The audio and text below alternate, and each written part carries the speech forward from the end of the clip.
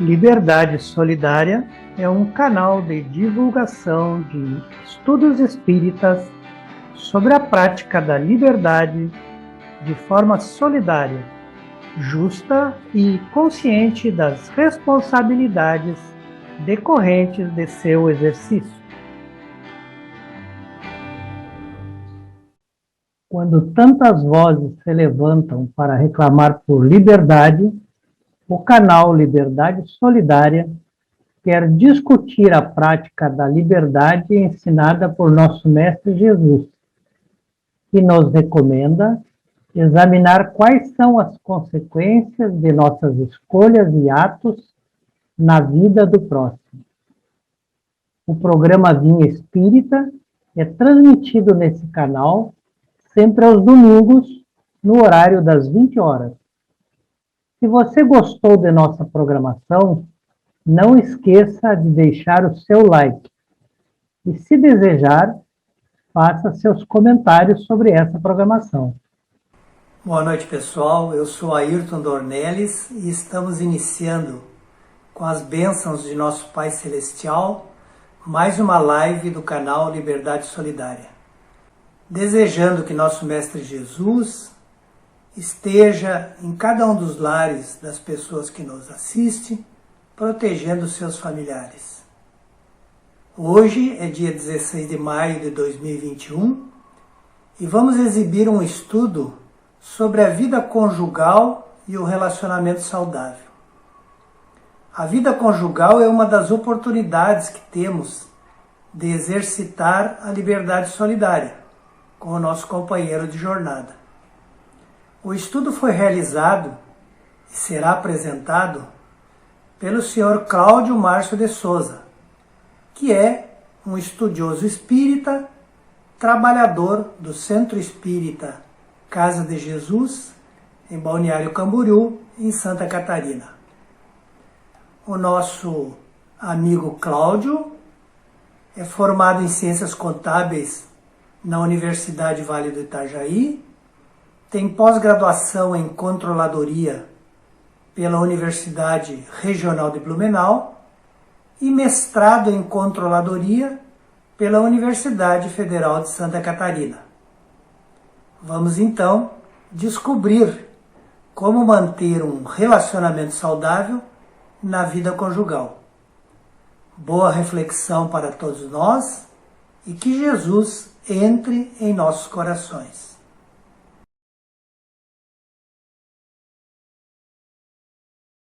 Boa noite a todos. É uma alegria estar aqui para conversarmos sobre um tema tão importante e que está tão presente na nossa vida. A família é onde a nossa história começa. E é na família, sim, que nós vivemos os momentos mais felizes, mais prazerosos da nossa vida.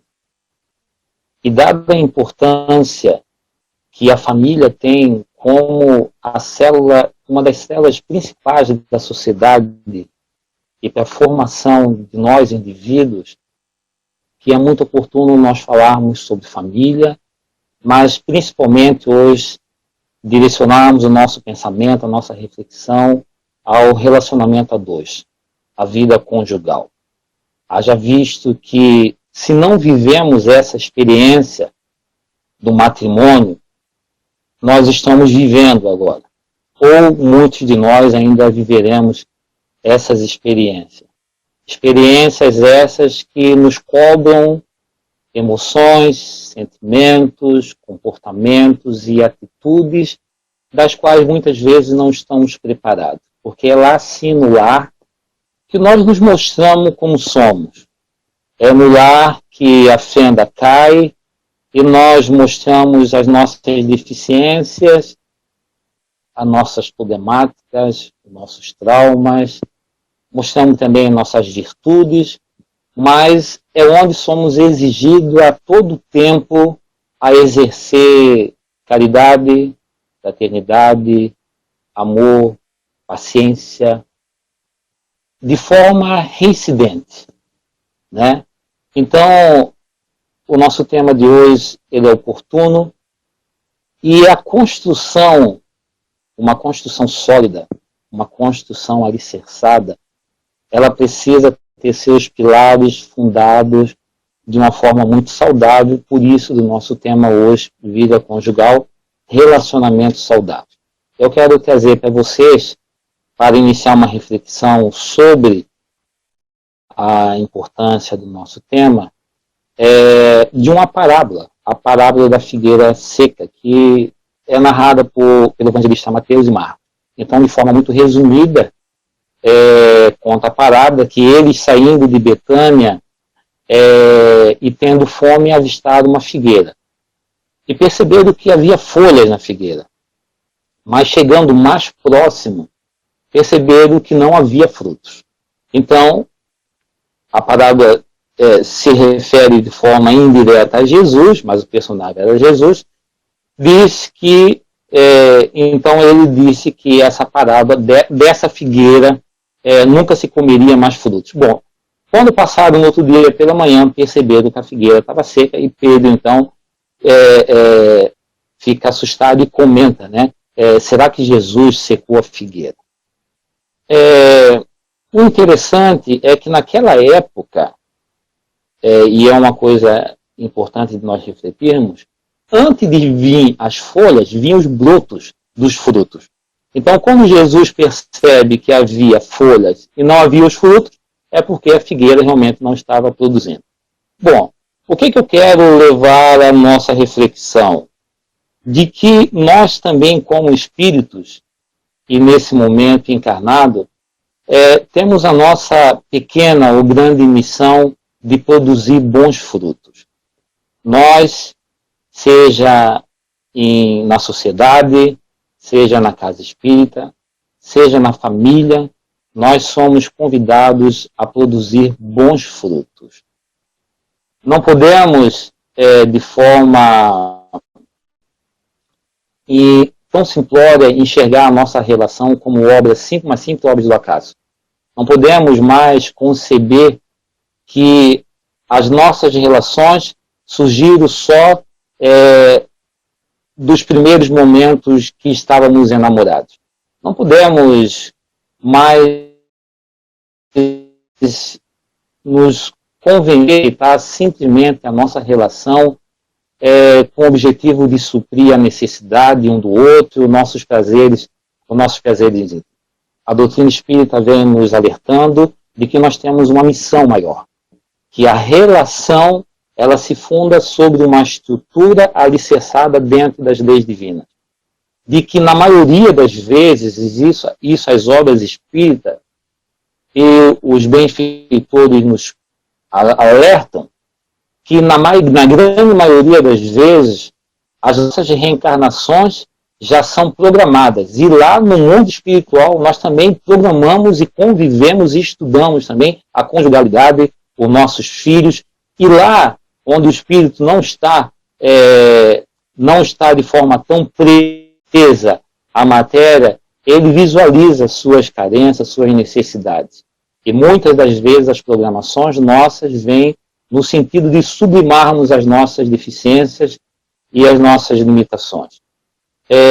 Isso é importante porque nós, como família, nós, como casais, nós temos que nos esforçarmos para que o fruto da nossa relação seja tão saudável, tão prazerosa, tão exemplar, que isso deixe uma herança para nossas gerações. Para que os nossos filhos recebam tanta luz e tanto amor, tanto exemplo dentro, que seja um motivo deles quererem também viver isso nas suas famílias futuras. Então, uma das heranças que nós podemos deixar e dar para os nossos filhos realmente é nos esforçarmos para que o nosso lar, aquele lar que não é só uma casa, aquela casa que, quando revestida de amor, de tolerância, de querer estar junto, de compaixão, ela se transforma no lar, porque são os sentimentos que nutrem o lar dentro da nossa casa. Então, pergunto aos amigos, aos senhores, o que acontece com uma lavoura quando o agricultor não cuida, não dá o seu devido cuidado? O que acontece com um rio, com um riacho, quando não se trata das nascentes? O que acontece com a nossa casa quando nós, depois de um tempo, não nos detemos a fazer os pequenos reparos, seja no telhado, na parede, na forma, a ordem natural, as coisas vão se descuidando. A lavoura é atingida pelas pragas, o riacho perde a sua fertilidade e as nascentes deixam de produzir e a nossa casa vai ficando velha. Então a ideia também é para que nós, como indivíduos, possamos cuidar da nossa casa íntima e possamos, de forma muito amorosa, cuidar das nossas relações. Se nós não nos determos a cuidar dos nossos relacionamentos, principalmente os relacionamentos íntimos dentro do nosso lar, é bem provável que tenhamos sim dificuldade. E depois não percebemos. Acabamos tendo um plano, um desejo em constituir uma família, temos um plano, um desejo de nos consorciarmos com uma mulher ou com um homem, temos o desejo de recebermos um lar saudável, que nos envolva de paz e amor, mas não percebemos que tudo isso é uma construção nossa, individual, e se dá pelos nossos atos, as nossas ações e as nossas atitudes. Então, para buscarmos o retorno sobre a construção de um lar saudável, nós precisamos sim nos dedicarmos. Nós podemos representar essa ideia nos pequenos detalhes da nossa vida. Se a dona de casa sai e vai na feira para comprar hortaliças, ela com certeza vai escolher aquela hortaliça que está mais viva, mais saudável, vai escolher aquela fruta que parece que está mais saudável, mais suculenta. Então nós, o ser humano, o indivíduo, o espírito, ele busca isso por natureza. O nosso corpo busca isso por natureza. Viver em condições saudáveis. E não percebe alguns que energias, pensamento e vibrações ficam doentes também. Nós podemos ter uma casa linda. Nós podemos ter diversos bens materiais. Superficialmente, nós podemos mostrar que somos uma família ou um casal invejável. Mas nós queremos nos reportar ao nosso coração. Como está o nosso coração? O que alimentamos dentro do nosso lar? Como estamos cuidando da nossa casa? E o saudoso Chico Xavier vai dizer isso, que a nossa casa, o nosso lar, é o altar sagrado. É lá que nos recompomos, é lá que nos refazemos, é lá que nutrimos as nossas energias para a nossa jornada do dia a dia. Então, aliado a nessa nossa ideia, nós lembramos da questão 695, 696 do Livro dos Espíritos, onde os Espíritos já advertem que a relação de dois seres é, sim, obra da natureza, está dentro dos princípios divinos, e que o regresso da vida de conjugalidade, da vida a dois, da relação a dois, seria nós retrocedermos ao mundo dos animais.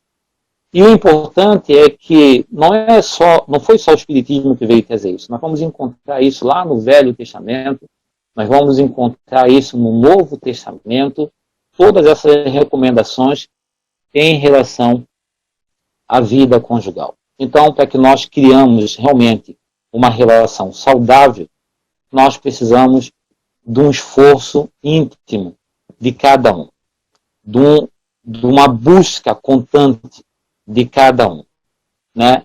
Então, a pergunta que alguns me fazem, às vezes, é que, Cláudio, mas o meu amor pela pessoa acabou. O amor é de essência divina.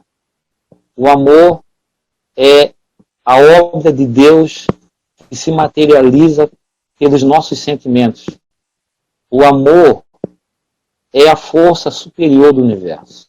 o maior exemplo de amor que nós tivemos foi Jesus, que por amor deixou um legado para nós, deixou o Evangelho. Então, portanto, o amor na sua essência, ele não termina, ele não acaba. Algumas vezes nós que nos equivocamos e visualizamos dentro da nossa relação um tipo de amor que realmente não existe. Nós tentamos alimentar os mesmos sentimentos e emoções que tínhamos lá no começo, de quando eram namorados, mas aqui ele foi um sentimento, uma emoção, a fim de nos entrelaçarmos, de nos reencontrarmos.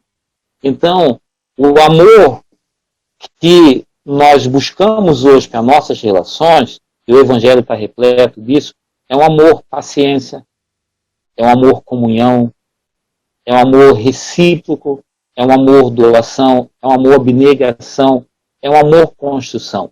É onde dois seres vão além daquilo que estão sentindo ou pensando e começam a perceber que a relação a dois tem uma causa muito mais nobre.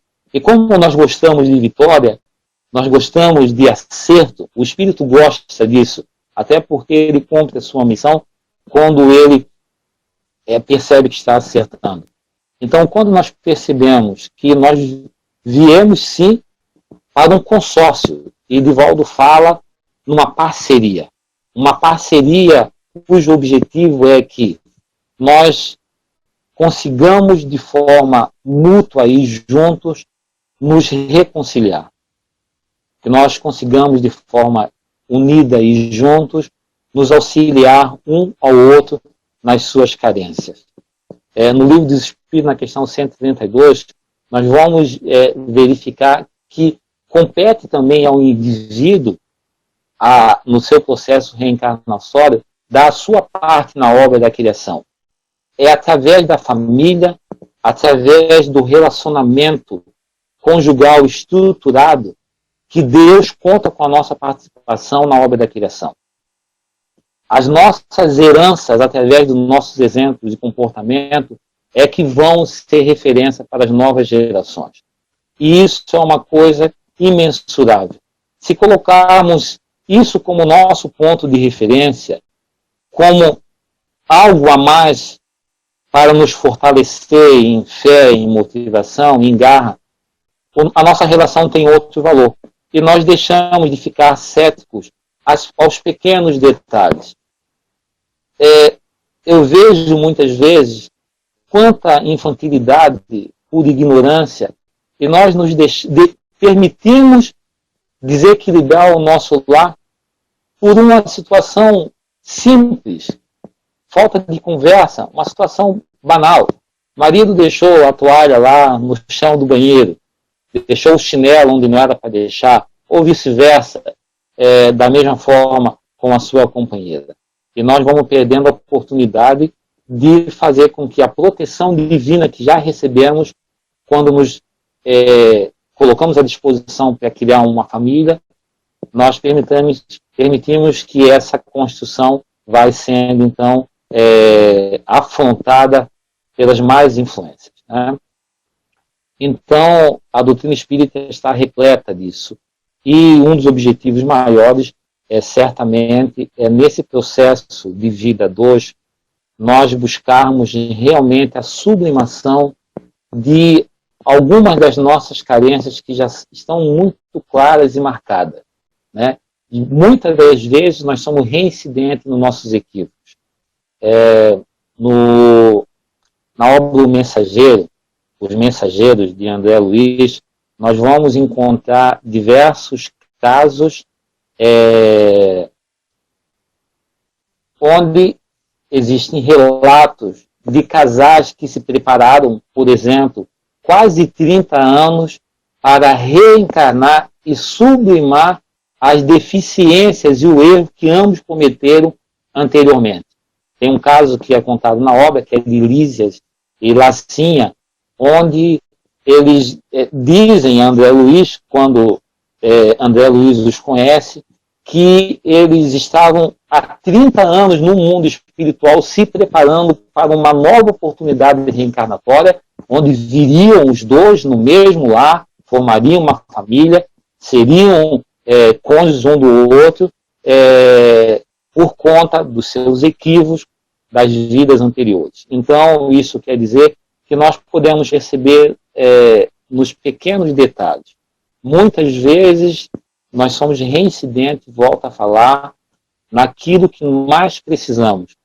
Se olharmos com um olhar bem caridoso, nós vamos perceber que muitas das coisas que eu, marido, tenho, talvez a minha esposa não tenha.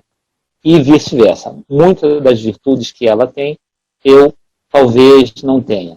E é um exercício. É um exercício, né? A doutrina espírita nos convida tanto a estudo, e nós vamos em palestras, nós lemos livros, e nós somos capacitados. E quando chega na hora do teste, muitas vezes nós deixamos nos levar, porque o instinto do homem, ele é mais rápido. O instinto do homem toma as decisões, e da quais decisões que nós realmente não gostaríamos, né?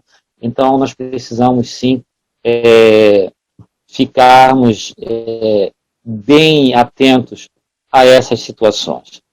Bom, ainda nessa nossa linha de pensamento, nós podemos perceber alguns sintomas de quando o lar carece de um carinho e de uma atenção especial. O lar, como eu já falei anteriormente, ele pode parecer muito frondoso, muito bonito, mas espiritualmente, em muitos casos, ele está doente. E nós, quando somos invigilantes nessa área, nós sofremos com mais frequência os ataques da espiritualidade inferior que tenta realmente desestruturar nossas vidas. E nós vamos percebendo alguns sintomas. Vamos percebendo, então, falta de confiança, vamos tendo dificuldade na própria vida íntima do casal, na vida sexual, vamos tendo dificuldade nas finanças, vamos nos irritando fácil, vamos permitindo pequenas discussões, vamos realizando cobranças exacerbadas, mudanças de comportamento, nós começamos a nos agredir ou a ignorar um ou outro, começa a ocorrer a ausência de cumplicidade, somos assediados e temos dificuldade no relacionamento com nossos filhos, os pais acabam tendo discordância sobre as regras, inclusive em relação à paternidade. Então, esses são alguns indícios onde nós vamos perceber que o lar está começando a ficar desestruturado. A relação está começando a adoecer. E não adianta só nós ler muitos livros e ouvir muitas palestras, nós precisamos sim nos colocar como servos dentro do nosso lar. Eu tenho dito aos meus amigos, às pessoas que vêm até nós buscar uma orientação ou nas minhas palestras, que se nós queremos a presença de Jesus no nosso lar, nós temos que dar a Ele o primeiro lugar. Nós temos que pedir que Ele vá à nossa frente, que Ele nos ajude nas nossas carências, que Ele nos fortaleça até que não seja mais o homem velho que tome as decisões, que verbalize os seus sentimentos de aflição, de angústia. Nós temos que pedir sim para Jesus para que o homem novo tome o seu papel no lar. E dentro do lar, dentro de uma relação saudável, não existe hierarquia de autoridade. O pai, a mãe, o mais velho, o mais novo, não. A autoridade dentro de um lar saudável vem pela nossa elevação moral, pelo nosso exemplo. É essa autoridade que Jesus ensina. Pela elevação moral. E nós somos, a cada tempo, nós somos observados. Os nossos filhos nos observam. Se os nossos filhos não observam, os espíritos que estão em volta de nós nos observam. E eles vão se insistir nos pontos que somos vulneráveis, nos pontos que somos fracos, nos pontos que cedemos a cada instante. E daí surgem as brigas, surge a discussão, e aí sim nós caímos realmente em equívoco, né? Porque de forma instintiva, se pensarmos, nós já nascemos com a ideia inata de nos consorciarmos com alguém.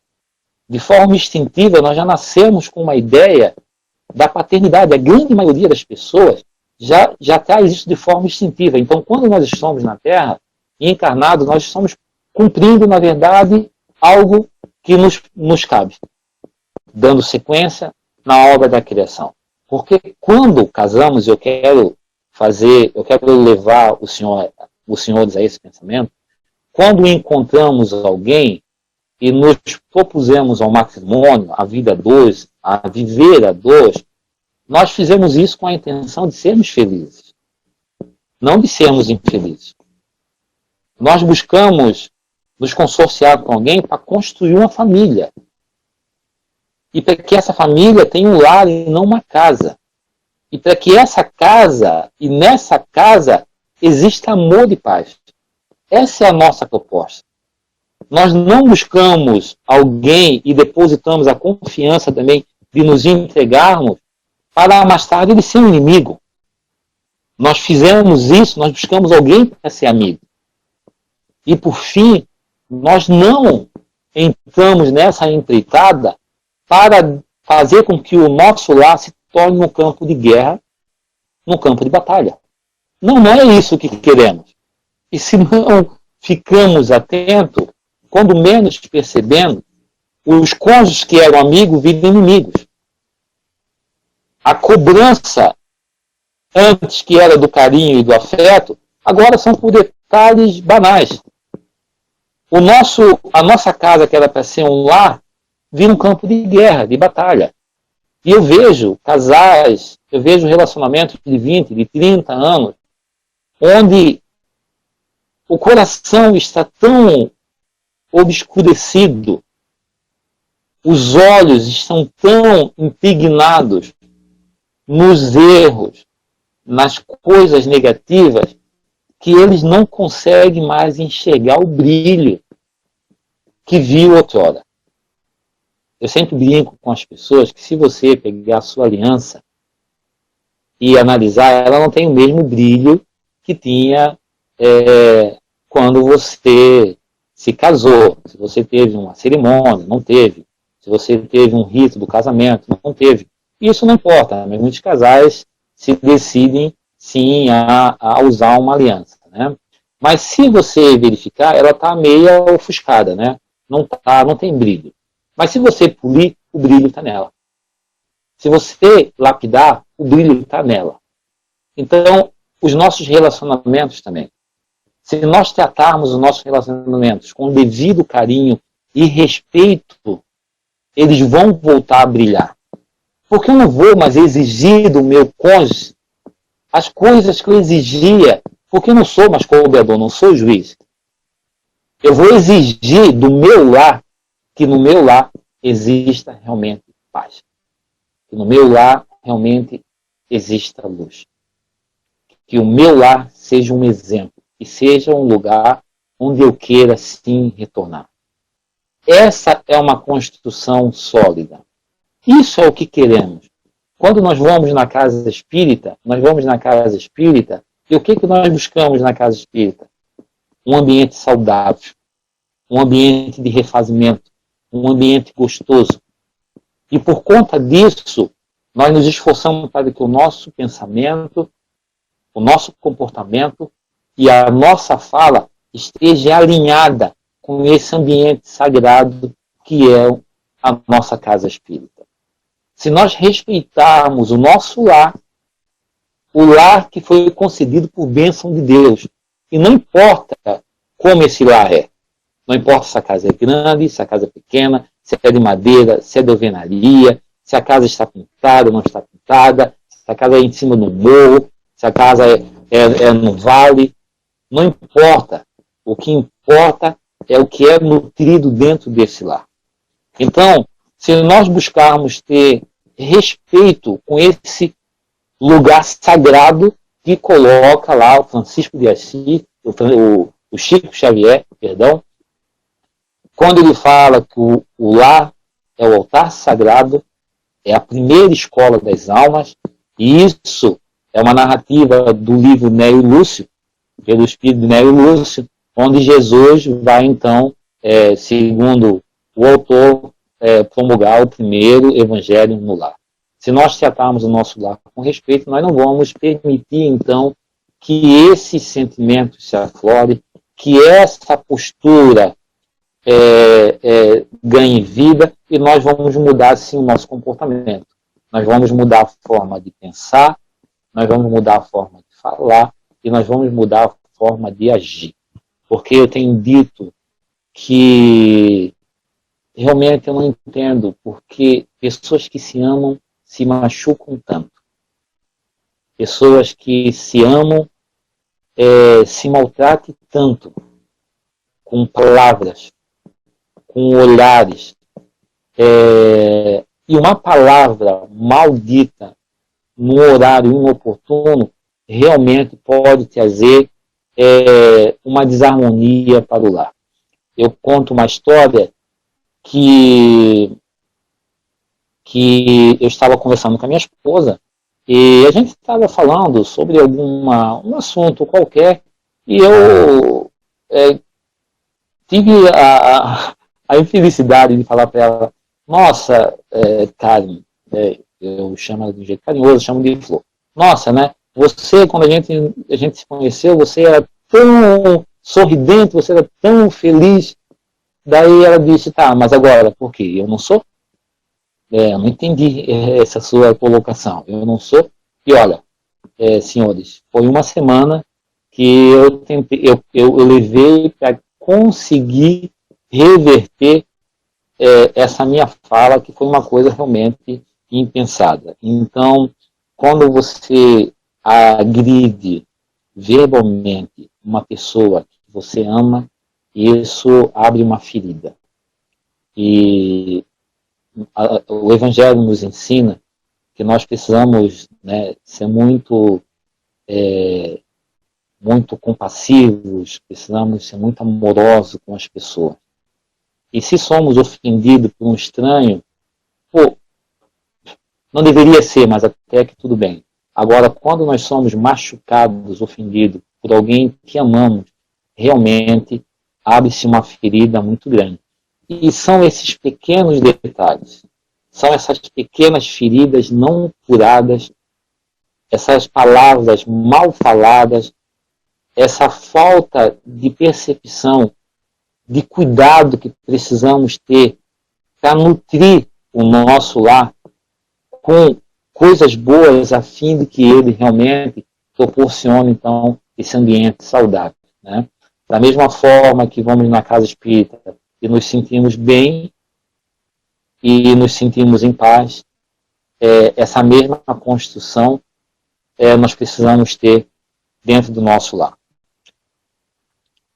Em Mateus 13, 24, nós temos uma outra parábola, que é a parábola do joio e do trigo.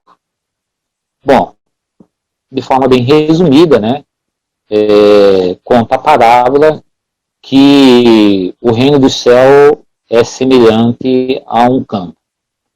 E saiu o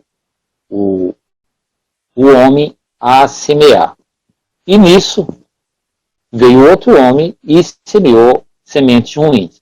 Bom, depois de um tempo os servos perceberam, chamaram, né, o semeador, e perceberam então que estava nascendo uma outra erva junto com o trigo.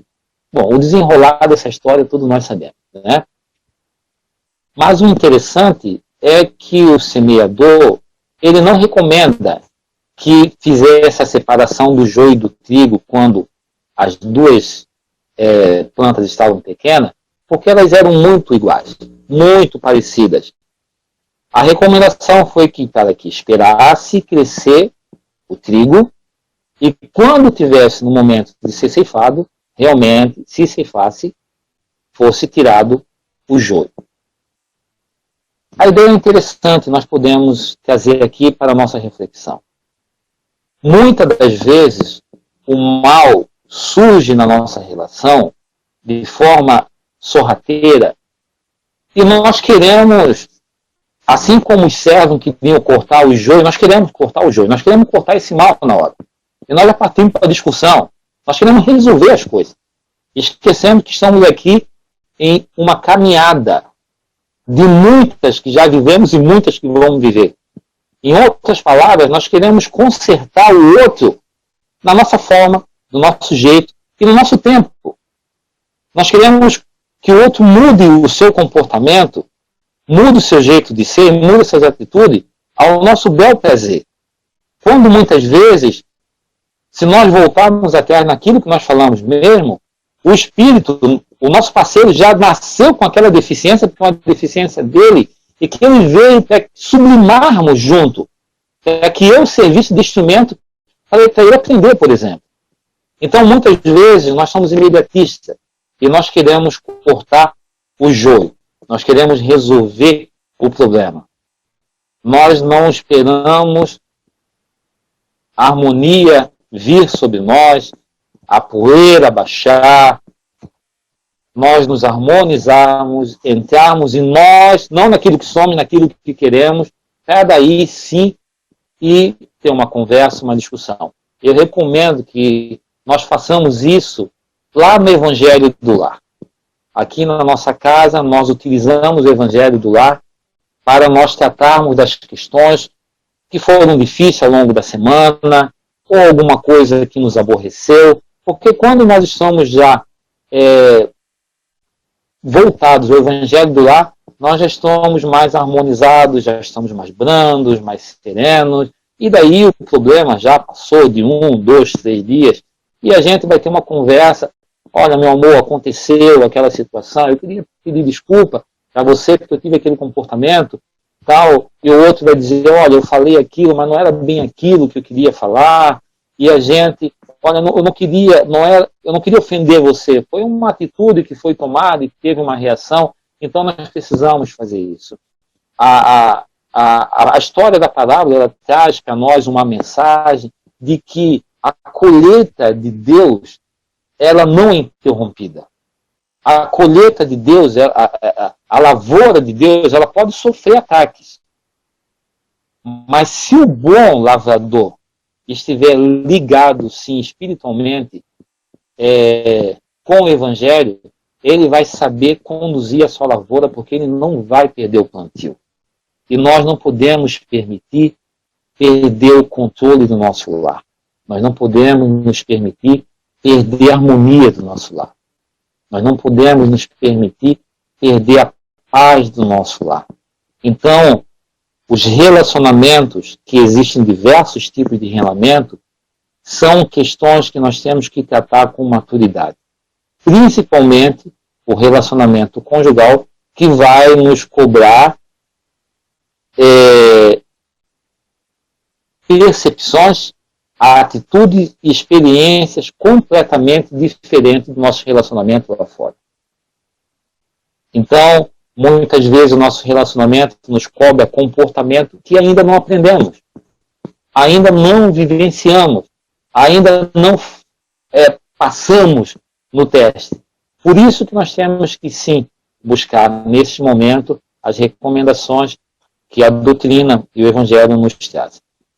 Eu trago aqui algumas situações, só para a nossa reflexão, e que eu listei aqui, por exemplo, eu pedi a permissão dos senhores para ler, relacionamentos saudáveis proporcionam. O que um relacionamento saudável proporciona? Bom, todos nós temos isso em mente, mas eu vou aqui falar para vocês. Um relacionamento saudável, ele proporciona afeto, bondade, gentileza, cordialidade, respeito. Respeito.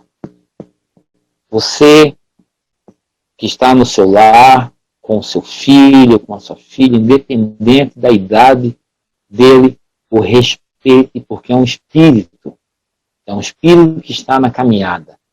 E vai ficar assim na matriz dele as experiências vivenciadas conosco. Fazendo um parênteses aqui na nossa fala, a escola que as nossas meninas filhas e os nossos meninos filhos vão ter, e a referência que eles vão ter de lar, de família, de esposa e de esposo, de pai e de mãe, muito provável vão ser as experiências que eles viveram dentro do nosso lar. Então, quando eu tomo uma atitude e eu estou vibrando aí com a família, eu tenho que ficar muito consciente disso. Equilíbrio na relação, diálogo, uma boa comunicação, uma boa conversa. Eu fico pensando lá quando nós conhecemos e estávamos na fase namorada, olha quantas boas conversas nós tínhamos. Como nós dialogávamos. E hoje, se formos invigilantes, nós permitimos que a televisão, a internet, o celular roube algo sagrado de nós, que é o diálogo entre família. Nós, no meu lar, na minha casa, nós optamos fazem quase 10 anos e não temos TV no quarto, não temos TV na cozinha, nós temos TV na sala de TV. Quando alguém quer ver TV, vai ver TV. E quando nós iniciamos essa experiência e nós tiramos a TV da cozinha, a gente não sabia o que conversar. O que a gente vai conversar? Porque quem falava é a TV, a gente só ouvia. Ou fica um no sofá, o outro na mesa, o outro na cadeira, o outro no quarto. Nós nos obrigamos a ter momentos, a criar momentos, a desenvolver momentos, para que nós pudéssemos o quê? Adubar a semente do amor, adubar a semente de querer estar junto, adubar a semente de poder ter uma fala. Eu tenho uma menina, uma adolescente, tem 13 anos, e eu tenho conversa assim com ela, porque a gente vem há muito tempo conversando. Senão você não tem nem diálogo. Senão o nosso lar se resume em conversas importantes, em diálogos importantes, mas do tipo assim, querido, tem que pagar a luz. Amor, olha, tem que limpar lá a casa ali. Nós temos que ir no mercado. Nós temos que comprar a geladeira. E a gente não traz conversa e diálogo que vão estreitar os nossos laços, que vão fazer com que nós reforcemos, então, o nosso desejo de estarmos juntos. E daí o que acontece muitas vezes? As pessoas vão buscar abrir o seu coração com os amigos, porque não encontram no seu lar um campo para diálogo. Então, um lar saudável proporciona o quê? Desejo de estar junto. Isso, desejo de estar junto. Né? Desejo de estar junto. Ausência de brigas e intriga, valorização do outro, amizade, companheirismo, viver em comunhão e, principalmente, jogar no mesmo time. Vocês sabem o que é isso, jogar no mesmo time? Nós encarnamos com o desejo e o projeto de vir aqui e crescer e prosperar espiritualmente. Então, nós montamos um time, que é a nossa família. Né? A literatura espírita nos fala isso, como eu já falei, que na maioria das vezes nós temos a possibilidade de programar a nossa reencarnação. Então, nós montamos um time. Só que quando chega aqui, se nós não cuidarmos, daqui a pouquinho nós estamos na mesma casa, sob o mesmo teto, e um querendo chutar no gol do outro. Ou seja, um time que não está jogando para o mesmo lado. Não está jogando para o lado do acerto, não está jogando para o lado do compromisso. Então, precisamos cuidar disso. Lá na obra Os Mensageiros também, tem um caso bem interessante, que é o caso de Tobias.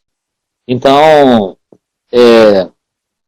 Tobias, que era casado com a Dona Laura, a Dona Laura vai desencarnar, vai para o mundo espiritual antes, Tobias fica lá com 2 crianças para cuidar, e depois de um tempo, então, o Tobias vai encontrar a Luciana, uma moça jovem, E por conta de toda a necessidade de cuidar da família, de zelar, então Tobias vai casar com a Luciana. Bom, lá no mundo espiritual, Dona Laura, então, já no umbral, começa, então, uma empreitada para desestruturar o lar na terra de Tobias e Luciana com o ciúme. E nós sabemos, nós temos alguns contos, alguns casos nesse livro Mensageiros, em outras obras do André Luiz, que compõem, né, a vida no mundo espiritual, que sim, em alguns casos, a espiritualidade ela trabalha nos auxiliando para que o cônjuge encontre um novo relacionamento a fim de poder trazer uma estrutura e harmonização para o lar.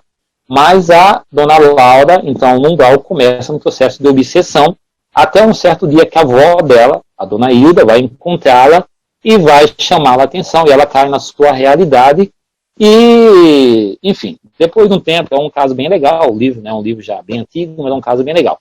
Resumindo, porque quando o André Luiz chega no mundo espiritual e vai visitar a casa de Tobias, o André Luiz encontra quem? A Dona Laura, a Luciana e Tobias. Daí o André Luiz pensa, mas aqui está vivendo com duas mulheres? Não. Daí então eles vão contar esse drama, né? E que no final da história a Dona Laura vai dizer então que a Luciana era filha dela de coração. A filha dela tinha se transformado da filha do coração e a Luciana estava lá no mundo espiritual, já noiva, se preparando para uma nova encarnação, já com um novo cônjuge, tudo direitinho. Mas a Luciana vai dizer uma frase que eu achei espetacular. Ela diz assim, a Luciana no final, né? Já quando já tinham contado todo o caso para André Luiz. Luciana fala, sorriu e falou, mas graças a Deus e a ela, se referindo a Dona Laura, né, aprendi que há casamentos de amor, de fraternidade, de provação e de dever. Isso Luciana fala lá no mundo espiritual para o André Luiz. Eu aprendi que existe casamento de amor, de fraternidade, de provação e de dever. Será qual tipo de relação nós estamos vivendo? Martins de Peralva ele vai trazer, né, alguns tipos de casamento, ele vai falar no casamento, inclusive, provacional, que é um dos mais recorrentes ao nosso estágio evolutivo. Na grande maioria dos casos, os nossos casamentos as nossas relações são provacionais, né? Mas nós podemos sim nos esforçarmos a ponto de fazer com que a nossa relação ela se transforme numa relação de fraternidade e de trabalho, né? Porque nós não viemos aqui na terra de férias em excursão. Nós viemos para trabalhar, nós viemos para produzir. E é isso que nós rogamos para Jesus, nos considerar os seus servos. E muitas vezes nós queremos ser um bom servo, querer ser a pessoa gentil, amável, lá no trabalho, lá com os amigos, lá na casa espírita, e quando chega no nosso lar, nós acabamos nos deixando levar as mesmas recorrências dos nossos equívocos. Então, que nós possamos realmente buscar essa percepção e fazer com que a nossa relação seja uma relação fraterna e que o nosso lar seja um lar de trabalho, onde juntos estamos ali para poder, com muito amor, servir ao Senhor. Joana de Anjos vai dizer que o que determina a nossa relação é o nível de consciência que nós temos dela.